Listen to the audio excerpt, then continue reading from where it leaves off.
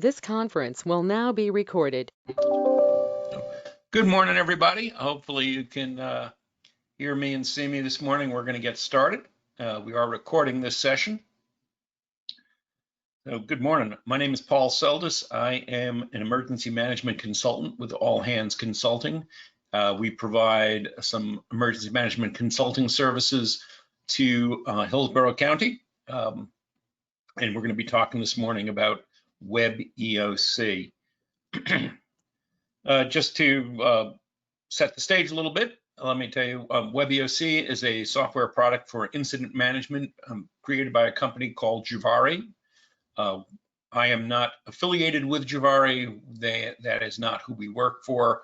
Again, we are All Hands Consulting, and we have no financial stake or interest in the WebEOC product or Juvari or anything like that. So just want to get that disclosure out of the way. And please excuse me while I fully caffeinate still today. A couple of things before we get started. Some important information as we go through. The first thing here is the URL you will need to access WebEOC. That URL needs to be typed in a browser exactly as you see here, including the endings /. On most county desktops, laptops, etc., there is a shortcut for WebEOC, and that will get you to the system. If you are using a personal computer, home laptop, etc., typing that URL will get you in there. My email address follows, paul.seldis@allhandsconsulting.com. If you have any questions or anything else, please feel free to reach out to me after this session. And lastly, if you have any problems with WebEOC, with your IDs, with passwords, with anything like that, WebEOC@hillsboroughcounty.org is the email address to get to the WebEOC admin team. So any kinds of issues, questions, additional training, etc., if you reach out to that email address, one of the admins on the system will be able to get back to you and deal with that for you. So that said, let's get started.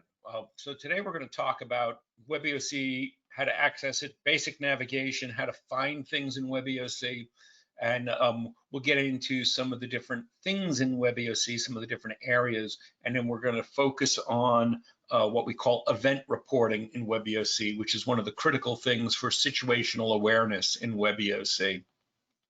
One thing you'll see very quickly is that there is a lot to this system. There are a lot of moving parts. We're not going to have time to go through anywhere near all of them today. But if you or your departments have any specific training needs, we can arrange some customized training on the specific parts you want more information on. And again, we're always happy to answer questions. So that said, you type in the URL to a browser, and it will bring you to a screen that looks like this. This is basically the landing page for WebEOC. It'll tell us what the EOC activation status is, who the OEM duty officer is, and remind us about that WebEOC admin email address. Click accept, and it takes us to the login page. You'll enter your user ID and password. If you do not have a user ID and password, please email us at that WebEOC@hillsboroughcounty.org email address, and one of the admins will get with you on making sure you have the right access. We click the login button, then we select our position and incident. So there's a number of different incidents you can select from. You'll be told what incident you're working on, obviously, but today what we're going to use is one of the training incidents down here, and you are free to go back to this incident and select it after today's session. You can go into HERX 2020, and you can't break anything in there. It's set up for training, for testing, etc. So please feel free to go in and practice there. You'll also see that you'll have a position to select. Now, most people will only have one or three or a couple of different positions to choose from. As an administrator and controller, I have a very long list. You're not going to have anywhere near that number. I'm going to stay in here as WebEOC controller so I can show you a bunch of things. I'm going to click continue. It'll bring up your WebEOC profile. You can alter any of the information in here that you may need to change. For example, current work location. I'm here working from home remotely, so we're going to leave that in there, and I'm going to click continue. And this will bring us into WebEOC. Now I'm just going to close this window for a second because I'm already logged in elsewhere. So this main screen of WebEOC, once you log in, is going to give us, again, some more information, tell us what current incident we're activated for, what the level of activation is at the EOC, remind us about that WebEOC admin email group again, let us know, a reminder, everything we're talking about is a ton of WebEOC user documentation that is all accessible here within WebEOC, and I will show you where that is before we're done here today. Additionally, if you want to request a new feature or function in WebEOC, there is a project request form accessible by clicking this link. One thing we'll see is that WebEOC is highly customizable. We can add things to it, we can change things to it, we can make WebEOC do pretty much whatever we want it to do. So in order to do that, we need to figure out what it is our users need. So this project form will help you, or a question to that admin email group again, and we'll be more than happy to work with you to define some new features and functions. So once you've logged in and you're at the screen, I'm just going to go over some basic navigation. Up here at the top, it tells us who we're logged in as, and it tells us what position. You can actually change your position by selecting a position from up here. I'm just going to leave myself as WebEOC controller.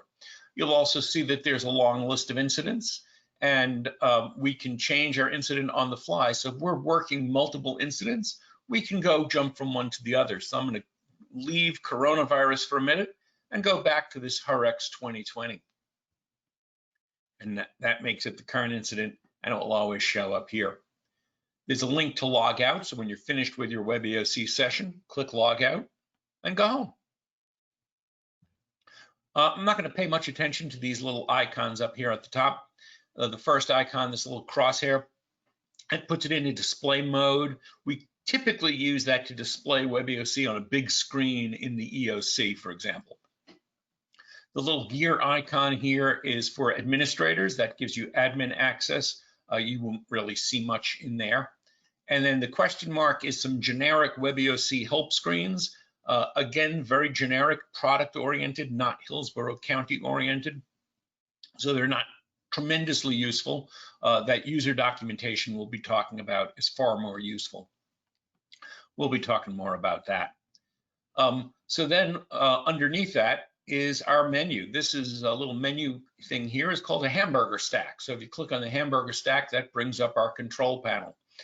That control panel gives us a list of the boards we can see, and that's what we call it in WebEOC. A screen of information is a board. What boards you see and how you can access them is determined by that position you're in. Different positions have different levels of access and can access different things. I'll be talking about that again shortly, but these are the different boards. And again, as an administrator and controller, I see a lot more than most people have any need to see. Over here, this little tab is the main menu.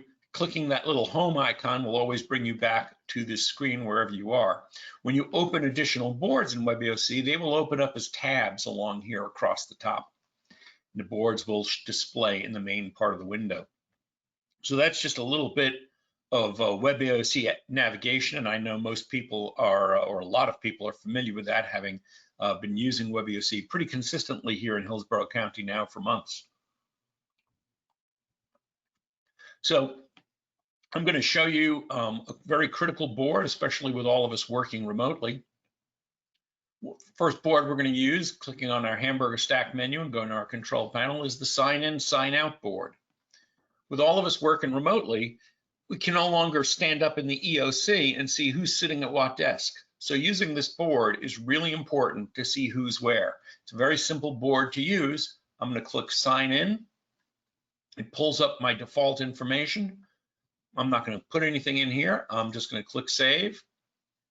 But this then would give us a list of who is here, what position they're in, and where I can reach them. So again, during our working remotely phase here with COVID, this board is critically important to see who is staffing what position and how I can reach them if I need them for something. And as we get into some other WebEOC boards, you'll see that if I need to contact, say, the operations chief to get information or to give them a heads up on something, this is the only place I'm going to be able to find who the operations chief is and where they are and how to reach out to them if I'm not in the same room. So this board has become critically important over these last number of months. So please keep that in mind.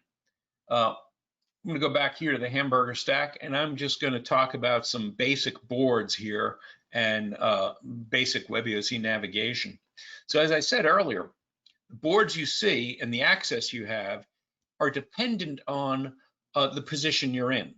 Different positions see different boards and have different levels of access. For example, I'm going to open up the shelter board. So pretty much any user can see the shelter board. You can see the status of a shelter, open, closed, active, inactive, et cetera, et cetera. There's no reason for all of us not to be able to see that. However, the only people that can edit the board or change a shelter status are the people in the human services branch, the mass care people, the shelter people. Others of us have no need for that. So if we are, say, from Public Works, we can see what the status of the shelter, but we have no need to edit the information for a shelter. So we'll come back to that in a second. But most of our boards are designed. Sorry, is there a question? Most of our boards are designed with a similar kind of user interface. So we don't have to worry about how a board works. If you are a shelter expert, you know what all this stuff is. We don't have to train you on that part. So I only need to train you guys once on how WebEOC is navigated, and being that everything follows a similar approach, the only things that need special training are some very process-intensive kinds of things. So again, if you're the shelter person, you already know that process. That's not what I need to train you on. So most of our boards follow a status kind of approach, a traffic light status: green, yellow, red. Red is bad or closed, green is good or normal. Some boards use some other colors to denote other kinds of statuses, and we'll show you some examples of that. But a lot of the boards are designed to be very quickly viewable and determine what's going on. So a lot of boards start with a list view, as we're seeing here, where we have columns of information. Any column that has this up and down caret in it, you can sort by that information. So we can sort our shelters alphabetically, reverse, etc. So anything that has a caret can be sorted. Going across the top of most of our boards, we have some buttons for different kinds of actions. Depending on your level of access, you will have different buttons available and different functions, also depending on what the board does. If you have edit access, so if I was a shelter manager, a shelter mass care person, I might be able to create a new shelter, and I would take me to the create screen. Again, if you're a mass care person, you already know what goes here, and I don't need to step you through each of these fields, but there's a lot of information. I'm just going to cancel that. Many boards can be filtered, so we want to be able to filter the information on here by the status of a shelter, by the kind of shelter. So we have different filters. Different boards will filter on different kinds of information. And I can also search for information. So if I want to search for a particular shelter name, I can type in a text string, click search, and that will take me to that particular bit of information. And then lastly, here on top, different boards have different kinds of actions. I may be able to export my board data to an Excel spreadsheet for reporting, for use, etc. Or I may want to print out the information to a PDF, print out a particular record for some kinds of reporting purposes, etc. So different boards have different actions that you are able to do. Then, depending on, again, your level of access and what information is on the board, we have different functions available that may show up here in an actions column on the board. Anything that is location-based, we can pull up a map. So if I want to see where the shelter is located, I can use WebEOC mapping to pull up the map. And it'll just take a couple of moments to activate here on this end. And it will show me where our location is, for example. And I can just click the cancel link here to close the map and keep that going.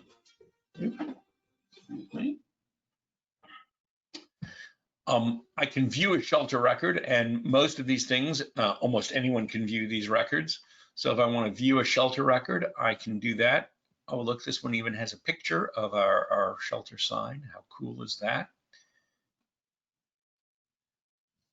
And I'm not going to get into, all the detailed information there again. And then again, I can edit this information if I have that kind of access. I'm not going to do that because I'm not a mass care person today. And I can potentially delete a record. And again, I will not do that because I have no reason to be doing that. And our typical user would not see either the edit or delete button on a shelter board. So that's the way many boards are laid out. You'll see that there's a couple of different generations of boards out there. Some are prettier than others. The prettier boards are the newer ones that have this kind of nice button approach. But most boards follow something similar to this look. And lastly, down here at the bottom of your screen, boards may be multiple pages. So you can go previous page, next page, last page, first page on any boards that have multiple pages. Boards do automatically refresh in real time. So some boards that have a lot of information going through very quickly, you'll see them flicker, which is kind of annoying, or can be kind of annoying. So if a board is flickering because it's constantly updating, clicking this disable refresh box down here will leave the board static, and you'll actually have to reopen it or refresh it to get updated information. But something like the shelter board does not refresh very often. It certainly would not be flickering for you. So that's an example of a general board layout and navigation. To close any board, you can just click the X on the tab. And of course, to jump from board to board, we just go on the different tabs, similar to kind of tabs in a browser. So I'm going to close the shelter tab in a second, but first, let me ask, are there any questions about board navigation?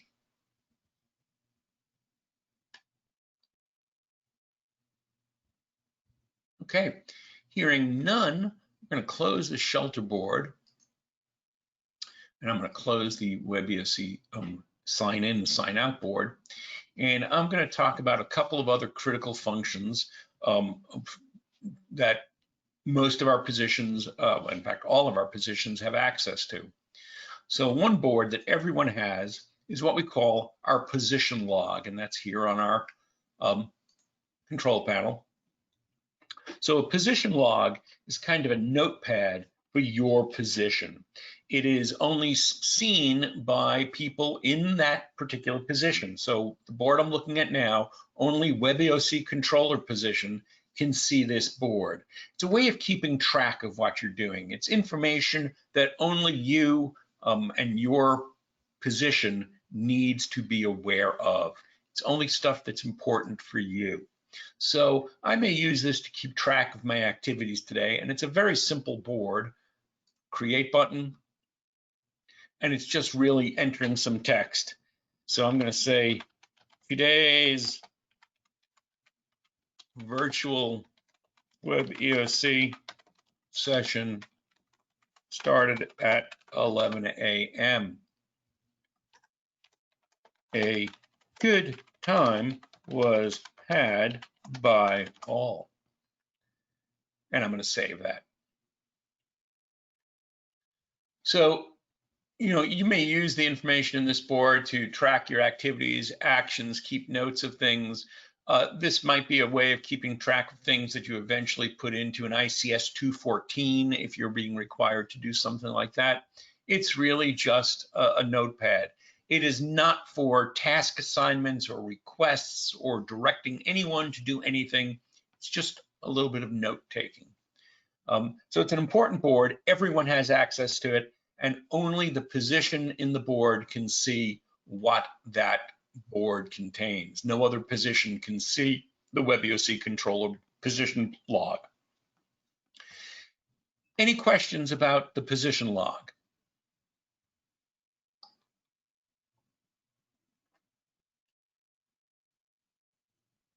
Okay, excellent. Hearing none, we will move on.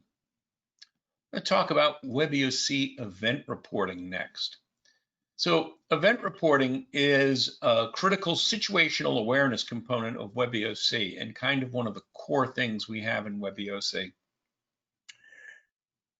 Everyone has access to something called an activity log.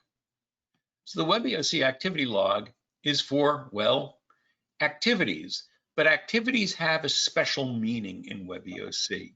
There's stuff that an activity log entry must have to be an activity log entry. So I'm going to click create a new record here and just go through some of that. First thing an activity log entry has is a specific date and time. So by default, it's going to come up with now, but I might be putting an activity log entry for something scheduled for tomorrow. Let's say that there's a parade honoring first responders tomorrow at noon.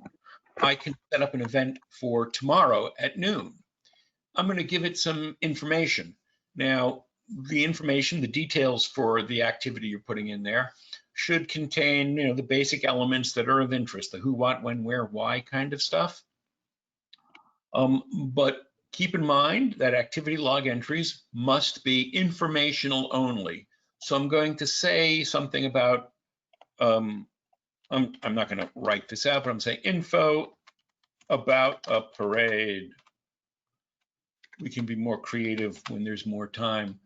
So you'd say that tomorrow at noon, there will be a parade in front of the Emergency Operations Center honoring first responders, where it starts, where it ends, who's sponsoring it, anything like that of any importance.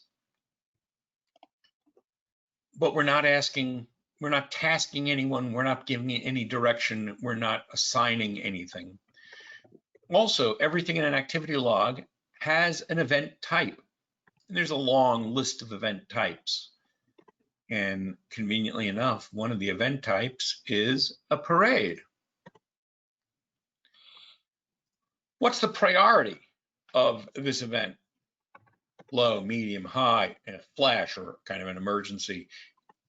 We can say, it's a medium, and this is up to the person creating it to decide what that means. Then another thing that an activity log entry has to have is a location. So I'm going to say this is going to be at the PSOC at the EOC because I have the address saved here. I'm going to enter the address for the location, and then I'm going to click this map link. And this will bring up that WebEOC mapping tool, and it will geolocate our location. Here we go. This is where the geolocated figure is for the Emergency Operations Center, and I can zoom in, zoom out on it, etc. If the location, it gives you a point and gives us this little information box. If the point isn't quite correct, I can move the point elsewhere on the map if I want to show a specific location. But there's also these other mapping tools that we have access to. I can draw a line to show, for example, where the parade route might be. Or I can draw a polygon if I want to highlight the route better. So I can say, let's say it's going to start here and go down to here. So I can draw a box around it. I can do the same thing. I can draw a circle around a particular building, for example. If I put the box here, and I can set up how big that is. I can set distances, for examples. make it a mile. I'm not going to leave that though. So these different mapping tools allow us to show on a map what the parameters for an event. And we'll show you how that works in a second. I'm going to stick to the polygon here. And then I can click Save. Then if we have some attachments, if we have other information to attach to this record, I can add a file to it. So for example, when we were having some of the issues with the civil disturbances and civil unrest, we could attach a screenshot of the Twitter feed saying where the events are, or a brochure, a flyer for the parade, or anything like that, so we can attach files to it. Then I can save the event. And you will see it in a moment. It's going to show up here in my activity log entry. And then I can click the map link, and it will show us on the map where I put that polygon. There we go. And it highlights it so we can see that. We'll come back to another reason why this becomes important in a little bit. So by default, the activity log entry is similar to the position log in that only other WebEOC controllers can see what I have in here right now. This is a situation I'm monitoring, I'm watching in my department, my agency, my position. Now, if it becomes really important, if it's something that I'm getting the firsthand information of, and I want to share this with every other position in WebEOC, then I need to escalate that a little bit. And what I'm going to do to escalate it, I'm going to go back to that event. I'm going to click the box down here, and for most users, that is going to say submit to significant events. And when I click that box and save it, it's going to go to the significant event log, and a WebEOC controller has to approve it. Now, who is a WebEOC controller? That is, well, someone who signed in as a WebEOC controller, but that also includes people who are in command positions in the EOC, our section chiefs, our EOC command staff.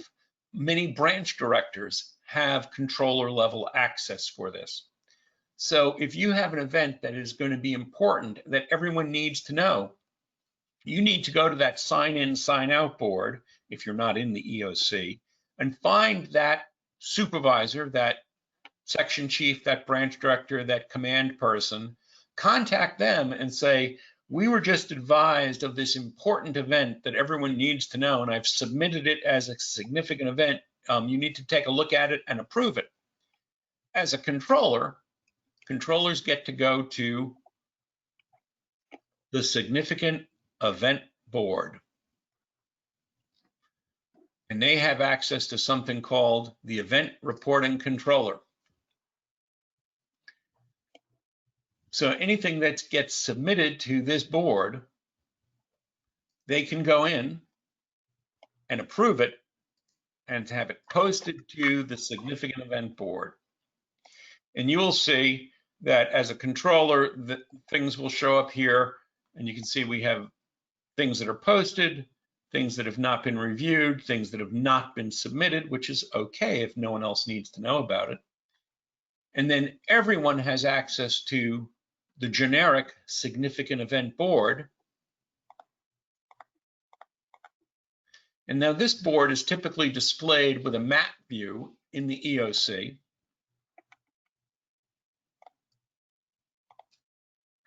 And you'll see why this becomes important all of a sudden.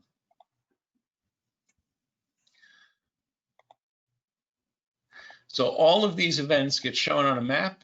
Everyone can view this. Everyone can see where they are.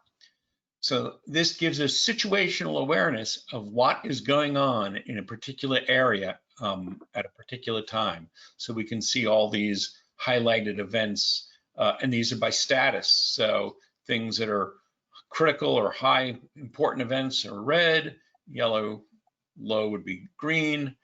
Events that are in the past would be gray.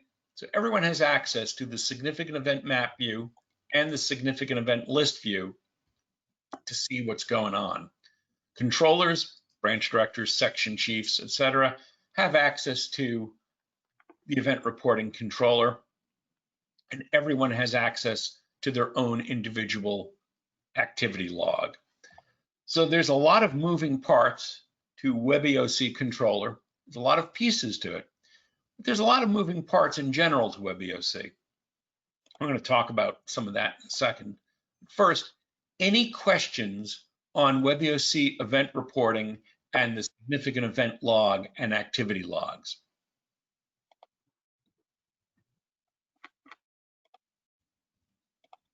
So I'm going to emphasize and review a little bit, activity log entries have to meet certain criteria of being sure that there is a time and date, an event type, a location, and these should be informational in nature, not a directive, not a tasking, not a request, but just purely informational.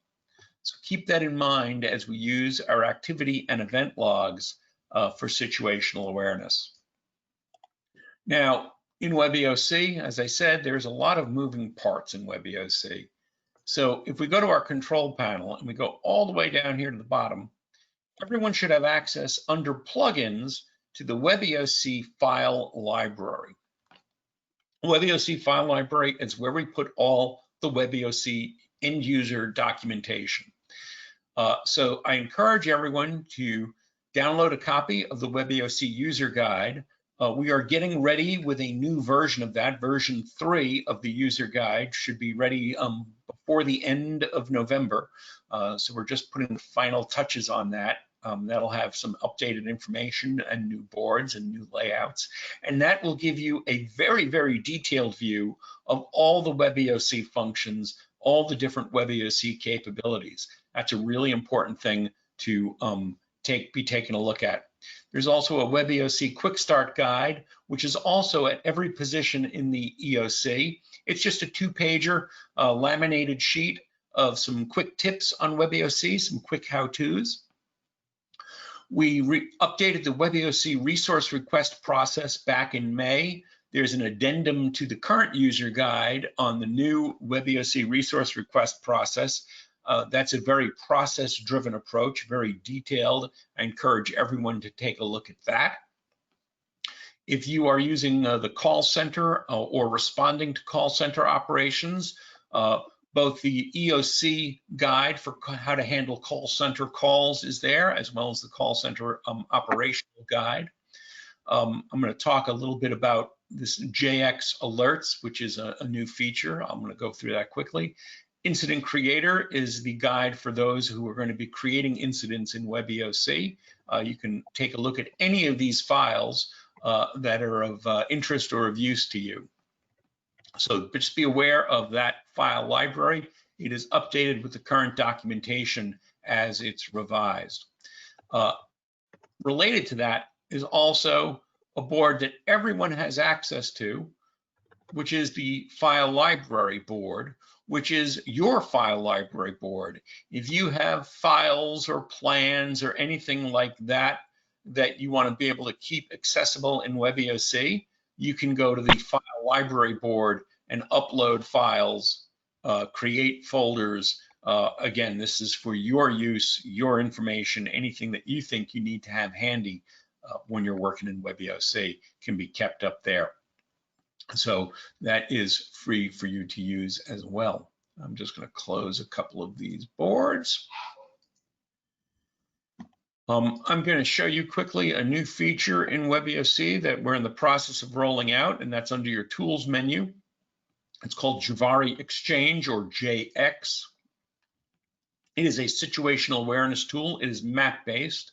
It is not just for us. You'll see that it pulls in alerts and information from all over the country, in fact. So, and you can zoom in and zoom out. You can see that in our area, we've got a RIP current statement. So this is information coming directly from the National Weather Service, for example. So different things can be added to this board. It's very simple. You can't change anything on here. It's show me or don't show me information. So you can display different layers of information on this board by selecting things from the list. So if I want to show, for example, road incident status, this comes from a data provider, and then I can zoom in and show that. But you can see that it's not just a Hillsborough County or regional thing, but it pulls in information from everywhere. So it's a very powerful reporting tool. It's a new product that is in the process of being deployed. There's a lot of features and functions coming into this.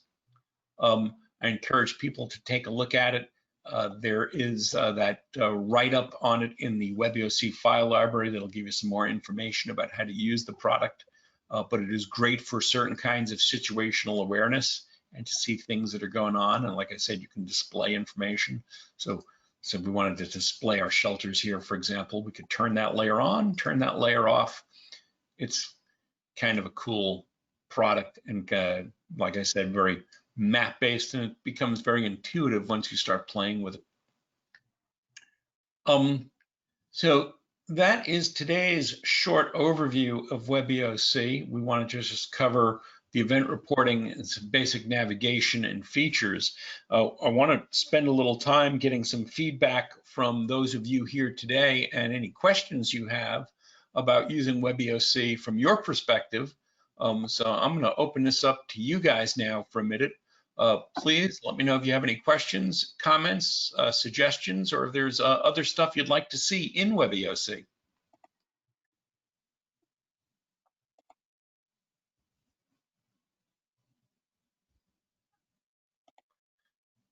Wow, you are just an easy audience if you don't have anything to share.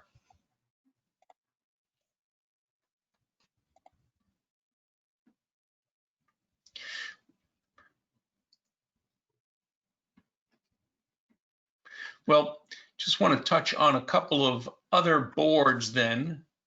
Let me just close some things down before we end for the day. So you'll see, again, based on your position, there's a long list of boards to choose from. Most of these boards are documented in the WebEOC user guides, so I do encourage you to go back to those.